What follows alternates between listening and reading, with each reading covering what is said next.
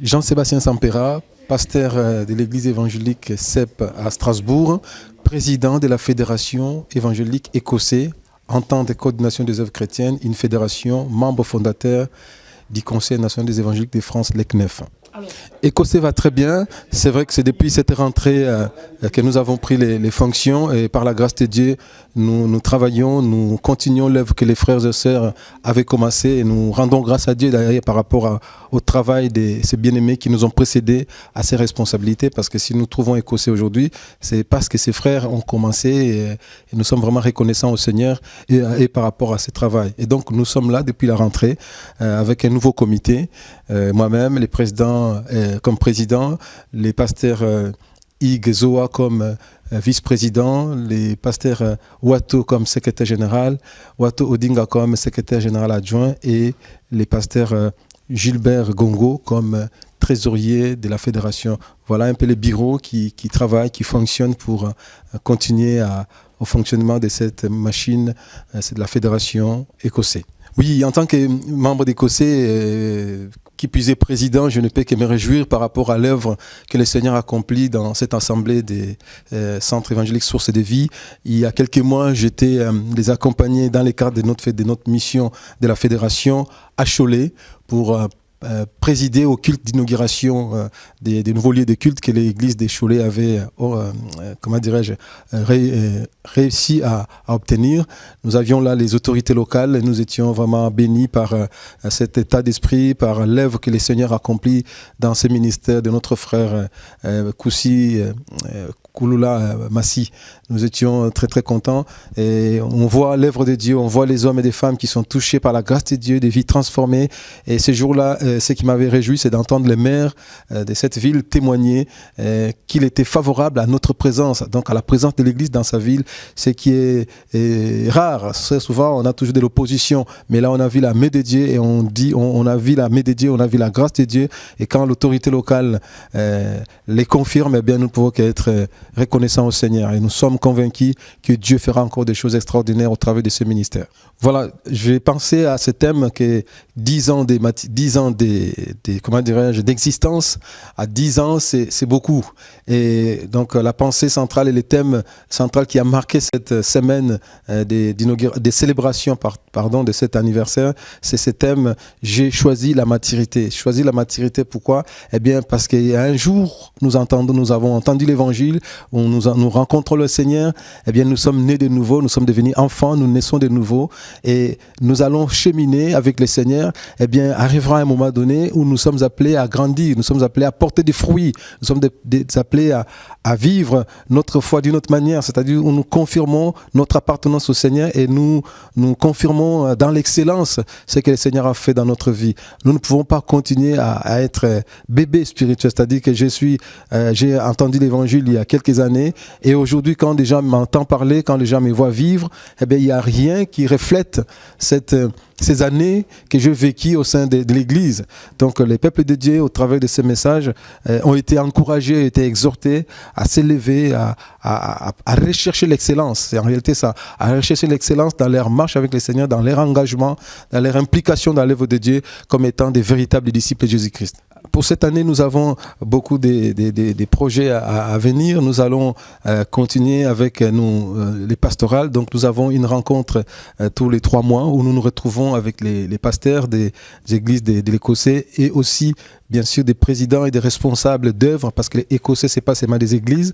Nous avons aussi des œuvres qui travaillent pour la proclamation de l'Évangile, des œuvres sociales qui sont là, qui accompagnent l'Évangile. Donc, nous aurons des rencontres avec toutes ces personnes, des rencontres d'échange, des temps de communion fraternelle, des temps d'enseignement de la parole de Dieu et aussi des moments de formation qui viendront pour que nous puissions tous être encore plus efficaces dans les champs de la moisson que le Seigneur nous a appelés. Écossais, c'est Entente et coordination des œuvres chrétiennes. C'est une fédération qui est née depuis 2001, qui regroupe une bonne partie, si je peux employer ce terme, des églises issues de l'immigration en France. Et donc, notre mission, notre but à nous, c'est d'être représentants les représentants de cette obédience évangélique vis-à-vis des autorités, vis-à-vis des autres églises. Cela, nous le faisons au travers du Conseil national des évangéliques de France, les CNEF. Et ECOCE, c'est aussi une plateforme, c'est-à-dire une fédération qui travaille aussi pour l'encadrement des églises, pour la formation des hommes de Dieu. Vous savez, la formation, c'est un domaine qui est non négligeable pour l'œuvre que nous faisons. Si dans le monde, la formation prend un budget important au niveau des entreprises, c'est parce que le monde a compris que la formation est une réalité non négligeable. S'ils veulent avoir des bons résultats au niveau de leurs entreprises, au niveau de leurs réalisations, il faut que le personnel soit formé. C'est pour cela que vous allez voir, il y a des formations pour les PDG, il y a des formations pour les DG, mais des gens qui sont en fonction, qui ont fait leurs preuves. Mais le monde a compris qu'il faut que ces gens-là soient à nouveau reformés et qu'ils soient recyclés à chaque fois. Eh bien, pour le service de Dieu, eh bien, Dieu mérite mieux que ça. Voilà pourquoi nous avons compris au niveau de l'ECOCE qu'il faudra des sessions de formation pour que nous soyons encore plus efficaces au niveau des hommes de Dieu. Ce que nous faisons, nous le faisons bien, mais nous voulons encore aller au-delà, nous voulons encore aller plus loin parce que notre Dieu mérite le meilleur. Oui, en dehors de l'aspect de notre présence en Europe, en France, il ne faut pas oublier qu'ECOCE a aussi un réseau international. Nous appelons ça un réseau de partenariat international.